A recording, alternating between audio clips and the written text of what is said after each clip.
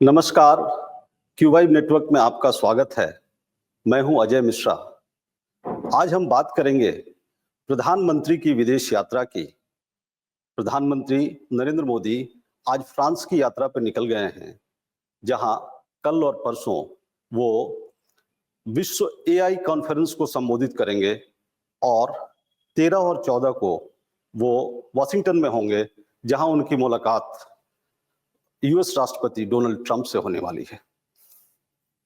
दोस्तों, आपने सुना होगा कि जो बहुत चालाक और बिजनेस माइंडेड लोग होते हैं, उनसे डील करना बड़ा टफ होता है।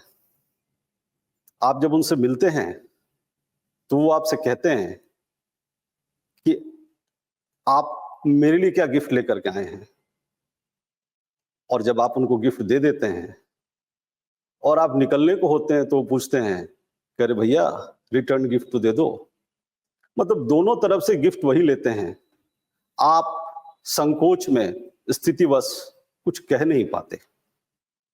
और जो उससे भी खतरनाक होते हैं, आप उनके पास चले जाइए, आपके मौजूदगी में ही वो फोन पे किसी को इस तरीके से डांटेंगे या आपके सामने ही किसी को बुलाकर इस तरीके से एम्बैरस करेंगे कि आपकी सांसें बच जाती है। आपको लगता है कि भैया, पता नहीं इसका मूड कैसा है, मैं इससे कैसे बात करूं। डोनाल्ड ट्रंप साहब ने दोनों का ही एक मिला जुला नैरेटिव सेट कर दिया है पूरे विश्व में, सभी के पास में, और भारत इससे अछूता नहीं है। अभी पिछले दिन जिस तरीके से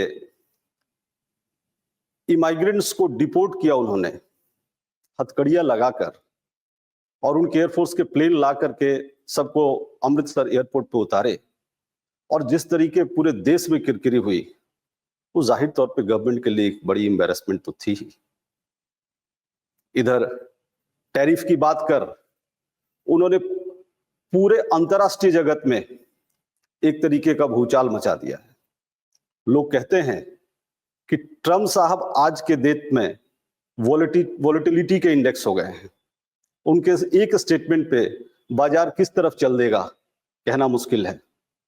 उन्होंने कनाडा पे, मेक्सिको पे और चीन पे टैरिफ लगाया, फिर कनाडा और मेक्सिको के टैरिफ को होल्ड कर लिया, पर चीन का टैरिफ कंटिन्यू किया और चीन ने काउंटर टैरिफ लगा दिया।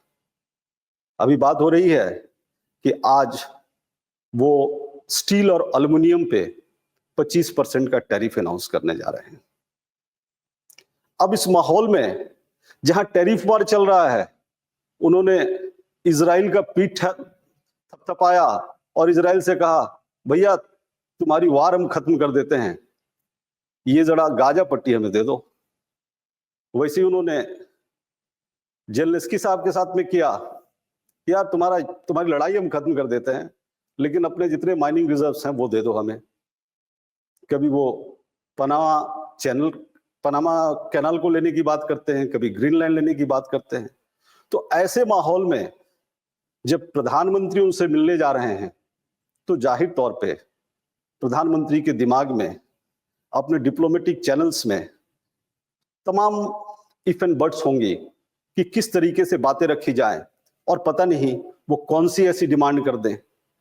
अगर आप अपीजमेंट की पॉलिसी पे जाते हैं तो भी सबका मानना है कि जो उनको अपीज करता है उसके लिए नए चैलेंजेस खड़े कर देते हैं। तो इस माहौल में प्रधानमंत्री की मुलाकात होने जा रही है डोनाल्ड ट्रंप साहब से, लेकिन उसके पहले लूप लाइन से एक आर्टिफिशियल इंटेलिजेंस की लेकर इंटरनेशनल समिट है फ्रांस में, जहां प्रधानमंत्री पहुंचे हैं, और वो फ्रांस के प्रेसिडेंट के साथ में उसको को होस्ट करेंगे। दुनिया भर के सभी देश वहां अपनी नुमाइंदगी कर रहे हैं। यूएसए से वहां के वाइस प्रेसिडेंट जेडी वेंस साहब आए हुए हैं, चाइना के वाइस प्रेसिडेंट साहब आए हुए हैं, और टेक जगत के सैकड़ों बड़ी हस्तियां वहां पे हैं। प्रधानमंत्री के आइटिनरी में है कि वो फर्स्ट वर्ल्ड वॉर में मारे गए अपने सैनिकों के लिए जो स्मारक बना है वहां पे जाएंगे, वहां के न्यूक्लियर पावर प्लांट को देखने जाएंगे, पर असली खेल है कि मैक्रोन साहब के साथ एक डील अमूमन फाइनल स्टेज पे है कि जिसमें फ्रांस से भारत 26 राफेल विमान लेगा और 3 स्कॉर्पियन सबमरीन लेगा। अब इस माहौल में वहां पे जब जेडी वेंस साहब से मुलाकात होगी, चाइना के वाइस प्रेसिडेंट साहब से मुलाकात होगी, तो ये सारी मीटिंग्स फ्रांस में ट्रंप साहब के साथ जो होने जा रही है मीटिंग, उसके लिए प्रिकर्सर का काम करेगी, क्योंकि हर आदमी उस मूड को समझना चाहेगा, उस स्थिति को समझना चाहेगा कि आगे होने वाला क्या है।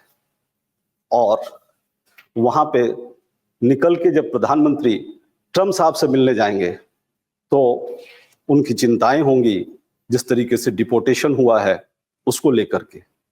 अभी तो महज 104 लोग आए हैं, लेकिन यूएस में इलीगल इमाइग्रेंट्स जो इंडियन ओरिजिन के रह रहे हैं वो 7.5 लाख हैं, उसमें से 18,000 को तुरंत भेजने की बात है।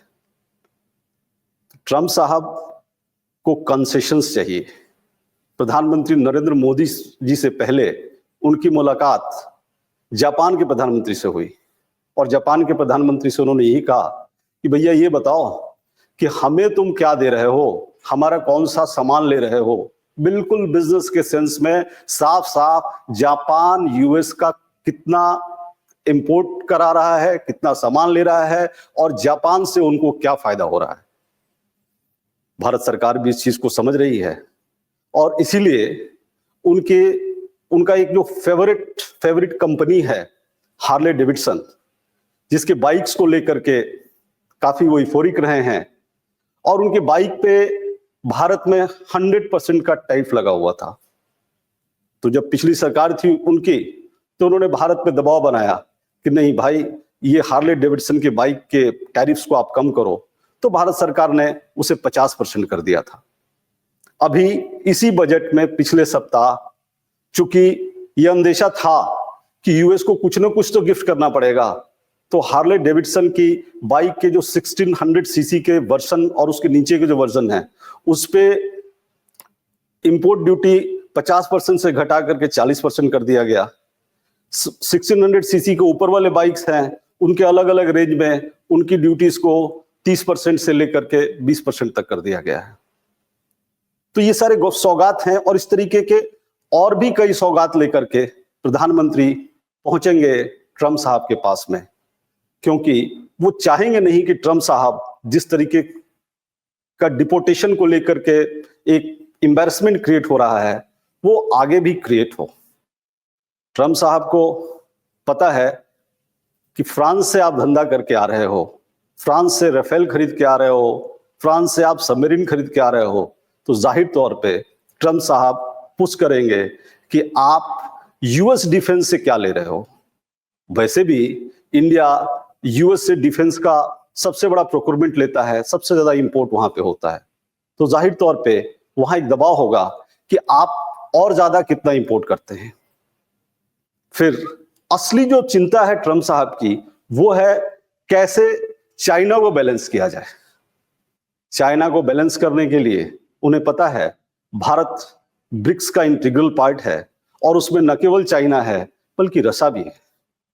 ब्रिक्स डॉलर को कमजोर करने के लिए, डॉलर को चैलेंज करने के लिए एक अपनी करेंसी की बात कर रहा था, तो उन्होंने तमाम ब्रिक्स देशों पे 100% टैरिफ की बात कर दी थी। हालांकि वो मामला अभी अधर में है, लेकिन वो कहीं ना कहीं रास्ता ढूंढेंगे और वो उसकी सेटिंग, उसका आउटलाइन कहीं ना कहीं फ्रांस के मीटिंग से ही एक बन जाएगा कि किस तरह के बार्गेन्स वो चीन के साथ कर सकते हैं और कौन सी मैसेजेस ब्रिक्स के लिए वो प्रधानमंत्री मोदी के नाते दे सकते हैं। उसी तरीके से उनके लिए बहुत बड़ा इशू है कि कैसे यूक्रेन की लड़ाई को खत्म किया जाए, और यूक्रेन की लड़ाई को खत्म करने के लिए जिस तरीके का एक पोस्चरिंग, एक मैसेजिंग रशिया के साथ करना है, उसकी भी एक प्रिकर्सर मीटिंग यहां से शुरू हो जाएगी, क्योंकि फ्रांस के मीटिंग के बाद में जेलेंस्की साहब की और जेडी वेंस साहब की मुनिच में मीटिंग होने वाली है। इस पूरे बैकड्रॉप में ऐसे बहुत सारी टफ चीजें होंगी जो कि प्रधानमंत्री को कहीं ना कहीं भारत की तरफ से कंसीड करना पड़ेगा। हालांकि ट्रम्प साहब मोदी जी को टैरिफ किंग कहते हैं। वो कहते हैं कि मोदी जी ने जिस तरीके का टैरिफ लगाया हुआ भारत में, वो तो बेमिसाल है, उसका कोई मुकाबला नहीं कर सकता है। और ये सही भी है कि ट्रम्प साहब को अगर बार्गेन्स आते हैं तो मोदी जी का भी डीएनए गुजराती बनिया का है, उन्हें भी बार्गेन करना आता है। और जाहिर तौर पे वो भारत के इंटरेस्ट को, भारत की स्वाभिमान को किसी भी तरह, किसी भी दबाव में ट्रम्प साहब के पास कंप्रोमाइज नहीं करेंगे। हम उम्मीद करते हैं कि प्रधानमंत्री का यह दौरा कुछ न कुछ अपने लिए कुछ अच्छा ही देके जाएगा, या कम से कम एक जो डर का माहौल बड़ा बना हुआ है, उस डर के माहौल से हम बाहर होंगे। देखते हैं प्रधानमंत्री और ट्रम्प साहब की मुलाकात के आउटकम को। आज बस इतना ही।